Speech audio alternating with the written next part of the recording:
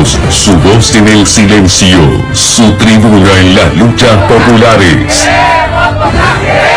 Somos presente y futuro.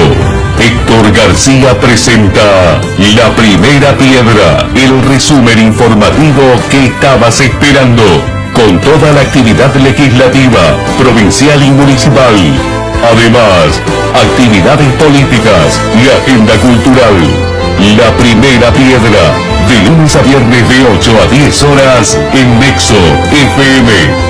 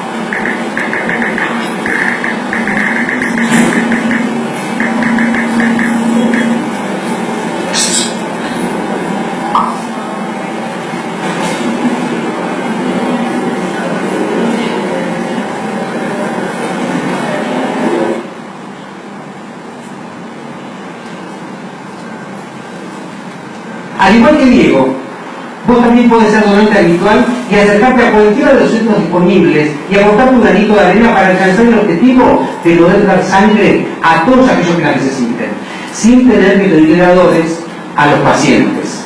Donar sangre salva vidas. Se necesitan héroes y vos podés ser uno de ellos.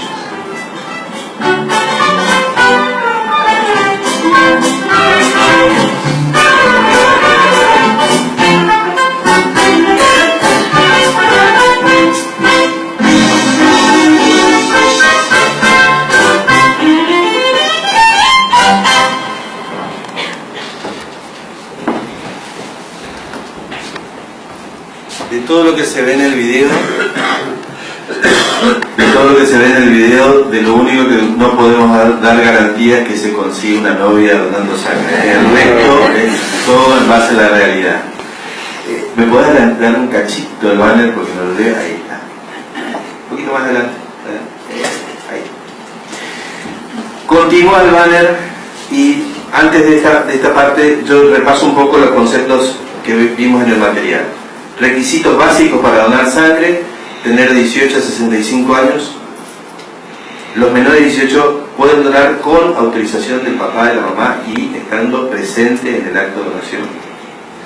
Los mayores de 65 pueden continuar donando si vienen con alguna trayectoria como donantes. Lo que no podemos permitir es que una persona se inicie como donante pasado los 65. Ahí ya la norma nos dice ya no más.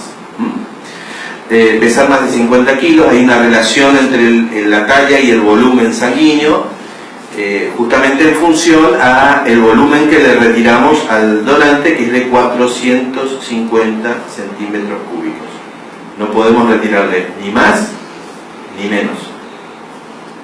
¿Por qué no más? Porque el sachet tiene una capacidad máxima. ¿Y por qué no menos? Porque adentro de ese sachet hay un líquido que es anticoagulante, gracias al cual nuestra sangre continúa líquida fuera del cuerpo. Por lo contrario, eso se pone duro y no sirve para nada, ¿no? Se coagula toda la sangre. Entonces, tiene que estar en proporción el volumen extraído con ese líquido que está dentro del sachet y, de manera equilibrada, ser transfundido al paciente que lo necesita. ¿Qué tiempo lleva, doctor? ¿Perdón? Tiempo de reacción. Bueno, me preguntan cuánto tiempo demora la extracción. Todo el proceso, decíamos recién que está en aquel banner, desde la recepción, toma de datos, controles clínicos, cuestionario y demás, hasta el refrigerio, más o menos 45 minutos, como máximo 1 hora. La extracción propiamente dicha, que dentro de ese proceso creo que es el paso número 5, La extracción no dura más de 10 minutos. Hay un tiempo lógico, incluso con una persona que está en vía, ¿no es cierto?, que hacemos una vía con la agujita en la vena, no puede estar más de 8 o 10 minutos porque la misma aguja se va tapando por el proceso de la coagulación de la sangre. Así que, pero mucho antes de esos 10 minutos, 6, 7, 8 minutos, esa seta se completa por 450 mililitros. Volvemos al tema de las condiciones básicas para donar. Dijimos el tema de la edad, del peso, más de 50 kilos. No es necesario estar en ayunas, así como lo decía el video. Es muy importante haber cenado bien, haber descansado bien, levantarme, tomar el desayuno habitual. Lo único que le pedimos al donante es que en las 4 horas previas a la donación haga una dieta fundamentalmente líquida y liviana, no incorporar cosas muy grasas o muy azucaradas nada más, pero el resto no dejar de desayunar, de tomar el matecito de la mañana, el café, lo que habitualmente incorporamos. Hasta el día de hoy recibimos gente que dejó de cenar la noche anterior, se tomó un tecito con 2 galletitas y por supuesto al día siguiente llega los empujones al banco de sangre, pobrecito, ya con la reserva, ¿no? Entonces eso no es bueno y genera por supuesto físicamente una intolerancia en la donación. Cuanto mejor preparados estemos, sobre todo hidratados, la tolerancia es absolutamente distinta y mejor. En el tercer párrafo dice: al donar sangre no hay riesgo de contraer enfermedades. Todo esto tiene mucho que ver con los mitos y cosas que se dicen y se cuentan. Tenemos catedráticos de la donación de sangre en la comunidad y resulta ser que nunca pisaron un banco de sangre. ¿En serio? No hay riesgos de contraer enfermedades. El material que se usa es absolutamente estéril y descartable. Nada se recicla, nada se reesteriliza. Todo va a la basura donde se utiliza. De inmediato el organismo comienza a compensar el volumen extraído. ¿Cuánto le retiramos? Eso está ya por escrito: 450 centímetros cúbicos. El equivalente a esa botellita que compramos en el kiosco de agua y que son descartables, bueno, 450 centímetros cúbicos, que es menos del 10% del volumen total de sangre que tiene una persona de más de 50 kilos. Es un volumen absolutamente inocuo que la medicina ha demostrado que no le genera dificultad a la salud a nadie, en tanto y cuanto estemos bien, ¿cierto?, bien de salud. Donar sangre no genera perjuicio para el donante, no debilita, no engorda, no adelgaza, no me hace caer el pelo, no me obliga a seguir donando toda la vida. ¿Escucharon a eso, no? No, si donaste una vez, prácticamente si no tenemos un banco de sangre cerca de la casa, estamos ya directamente en el horno, ¿no? ¿Es así o no? Lo dice mucho la gente, y estas cuestiones no tienen el más mínimo fundamento técnico, médico. Es importante remarcar, a pesar de que ustedes lo saben, ¿no?, pero lo único que sabemos hacer nosotros en el banco de sangre es medicina, y la medicina es para curar a la gente, ayudar a la salud de la gente y no perjudicarle a nadie. No tendría sentido nuestro trabajo si le perjudicamos a uno para ayudar al otro. Entonces todo esto que está allí tiene cada uno de esos puntos un fundamento técnico, científico que lo demuestra. Por ejemplo, no hay riesgo de contraer enfermedades. En el acto de donación, la única sangre presente es la mía, no hay sangre ajena, no hay elemento extraño, ¿cierto? Eventualmente el que puede correr algún riesgo es el paciente el que va a recibir esa sangre. Y por eso el rigor metodológico, el protocolo que tenemos para la admisión al donante y el procesamiento de la sangre. Para transfundir una sola gota de sangre tenemos que reunir todo un proceso muy técnico, y estamos obligados a hacerlo en beneficio de quien va a recibir esa sangre. A veces encontramos una actitud un poquito de, no digo de confianza, pero sí de incomodidad de personas que llegan a la donación y dicen: che, pero te preguntan muchas cosas y no, nuestra misión es simplemente despejar conductas de riesgo que expongan tanto al donante como para quien va a recibir esa sangre. todo bien, el laboratorio arroja información, pero también la clínica, la observación e incluso el repaso de la historia clínica de esa persona es conducente a decir, bueno, esta persona está en condiciones o no, lo esperamos, ¿no?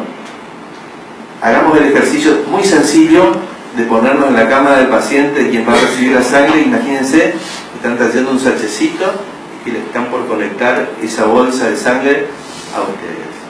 La actitud es distinta, ¿no? Me encantaría que ese sachet esté poco más que tomado y con un monito, y que el donante haya sido Francisco I, ¿no? La persona inmaculada. Entonces, esto es una práctica médica ante todo, más allá de que hay un alto contenido humanitario, solidario, indiscutible y universal. Primero es un acto médico supervisado por la medicina, y todo lo que se hace es ajustado estrictamente a un protocolo técnico con observancias de cuestiones legales e incluso hasta éticas de su manejo, ¿no? Entonces, todo eso que está allí en ese párrafo habla un poco de los mitos, de las cosas que se dicen, y incluso nosotros tenemos un 0800 que es una línea gratuita a nivel nacional. Cualquier persona desde su casa puede hacer consultas respecto a la donación, condiciones, lugares más próximos a mi domicilio, e incluso con qué personas vincularse para realizar campañas educativas o colectas de sangre a la comunidad. Eso está a disposición, y cualquier duda que pueda existir podemos concurrir a esos números telefónicos que realmente hacen un aporte muy importante. De todos modos, uno de los propósitos de esta charla es destinar algunos minutitos antes de despedirnos, como para los que quieran espontáneamente plantear alguna pregunta, algo que quieran saber, alguna duda, o incluso algo que no se entendió de la exposición. Lo podemos hacer. ¿Lo vamos a hacer ahora, ¿está? ¿Sí? Sí, claro. ¿Tenemos 5 minutitos? Sí. ¿Sí? Por favor. Doctor, los estudios previos, ¿qué tiempo llevan para saber si uno puede donar? Bueno, en el acto de donación lo que hacemos, primero tenemos una entrevista. Antes de hacer la extracción, primero tenemos una entrevista donde relevamos todos los datos filiatorios de la persona, la parte legal de la donación de sangre. No podemos transfundir una gota de sangre NN, ¿no es cierto? Todo tiene que estar perfectamente identificado a qué persona corresponde. Hacemos un repaso de la historia clínica en un cuestionario, por un sí o por un no, cada una de las preguntas, ¿no es cierto? Más datos de parámetros físicos, presión, temperatura, peso, etc. Si está todo bien, la persona ya ahí pasa a donar sangre, y en el mismo acto de donación tomamos además unos tubitos pilotos que van a un laboratorio donde hacemos toda la serología completa, estudios de enfermedades que se pueden transmitir por sangre. Eso que veíamos en el video: Chagas, sífilis, brucelosis, hepatitis B, hepatitis C, HIV, HTLV. 3 de esos estudios lo volvemos a repetir por una segunda vía. Somos bastante cabezaduras en el banco de sangre, hasta sacarnos todas las dudas. No podemos liberar una unidad si no tenemos garantía de que los estudios estén correctos. Entonces, realmente en algún momento nos planteamos la idea de primero chequear, hacer un laboratorio y después admitir a la donación, pero realmente, si ya cuesta normalmente que el donante se acerque, y este proceso lo hacemos en 2 etapas, sería mucho más engorroso. De todos modos, ante una mínima sospecha, un resultado, aunque más no sea dudoso en el laboratorio, esa unidad automáticamente sale del circuito, y por protocolo tenemos que descartar. Se lo cita al donante, repetimos todos los estudios con una nueva muestra, y allí recién informamos en el caso de que el donante lo solicite. Sí, por favor. Doctor, en el interior de la provincia, ¿cómo hace? ¿Cómo Bueno. hace para la expresión? ¿Hay grupos, hay trabajo, hay orden de tal fecha, en tal sector de la provincia? Como primera medida, la red provincial de hemoterapia cuenta con 24 puntos de atención a donantes. 3 de ellos están en capital y el resto están distribuidos en las principales localidades de cabecera. Por otro lado, el Banco de Sangre Central cuenta con más de 50 organizaciones de donantes, tanto en capital como en el interior, a las cuales nosotros vamos y visitamos y hacemos las campañas de extracción en la propia localidad del interior. ¿Hay un cronograma, fecha? Sí, por supuesto. Cada club, cada asociación de donantes va fijando fechas, nosotros vamos haciendo un calendario y los visitamos de manera regular. El Banco de Sangre cuenta con una página web y una fanpage donde vamos colgando precisamente esa información a efectos de invitar a la comunidad, los que se quieran acercar y sumar, más los invitados de cada organización que ya tienen un padrón.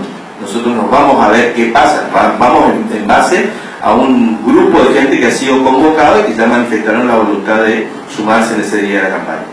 Gracias. Por favor. Sí. ¿Podría ampliar la lista de requisitos? Yo intenté 2 veces donar sangre y no pude. Los requisitos básicos, Lo básico sí, pero me fui después una vez porque hacía 6 meses de una cirugía de Bien. O de acuerdo al ciclo menstrual de la mujer, Bien. o si se vacunó hace poco, si estuvo gripado o alguna medicación. O sea, todo ese otro cuestionario que no va a ser ningún... Bueno, yo dije, los requisitos básicos son esos. De todos modos, hay un manual de normas técnicas, tendríamos que hablar hasta las 4 o 5 de la tarde, pero quiero dar 2 datos alentadores. La gran mayoría de las causas de diferimiento a la donación son temporales. 1 semana, 1 mes, 6 meses, 1 año como máximo. La gran mayoría de las causas de diferimiento son de este tipo, solamente temporales. Son muy pocos los casos de diferimiento definitivo. ¿Sí? Otra cuestión, la gran mayoría de la población está en condiciones de ser donante de sangre. Eso es también un dato alentador porque no estamos buscando una aguja en un pajar, sino cuestiones básicas. Ahora, lo que mencionás son todas causas de diferimiento temporal, cuestiones vinculadas a la colocación de una vacuna, a una cirugía. Insisto, el periodo máximo de espera es de hasta 1 año, pero no son todos los casos, ¿no? Si lo supiéramos de antemano, no. Bueno, si hay algo acabas de mencionar y lo dijiste perfectamente en qué diferimiento había. Si se te ocurre algo más, puedo responder. Si no, insisto, la nómina de causas por las cuales diferimos temporalmente son muchísimas. Una extracción dentaria, una vacuna, una cirugía, son cuestiones nada más que temporales, a efectos primero de preservar la salud del donante y segundo de quien va a recibir nuestra sangre. Permiso. Justamente por eso, desde el área de promoción de la hemodonación del Banco de Sangre, también se creó una página web y un Facebook, donde también se pueden evaluar este tipo de cosas, porque como decía Bertinaldo, si tenemos que entrar a enumerar la cantidad de causas de diferimiento temporario, es una lista muy grande y que por ahí en una, digamos, un tipo de capacitación o de, sí, sobre todo informativa como esta, lleva mucho tiempo y es muy técnica y no siempre se entiende. Tenemos que entender que nuestra población en Argentina es muy heterogénea. Ustedes tienen una capacidad cognitiva por ahí distinta a la capacidad cognitiva que tenemos dando charlas en otro tipo de ámbito, sea rural, por una cuestión de formación netamente. Por eso que se unifica el criterio. Y una cosa que tiene que quedar muy clara, la seguridad transfusional va desde el momento de la donación o de la captación del donante, que es el primer eslabón en todo este proceso. Por eso es que se vio y se tomó el modelo que más sirvió a nivel mundial, que es el modelo europeo, de no quedarse en el banco de sangre a esperar al donante o en los bancos, salir a la comunidad justamente para este cambio de cultura en la donación. Me encanta que hagas ese tipo de preguntas porque quiere decir que estás informada y sobre todo que tuviste voluntad.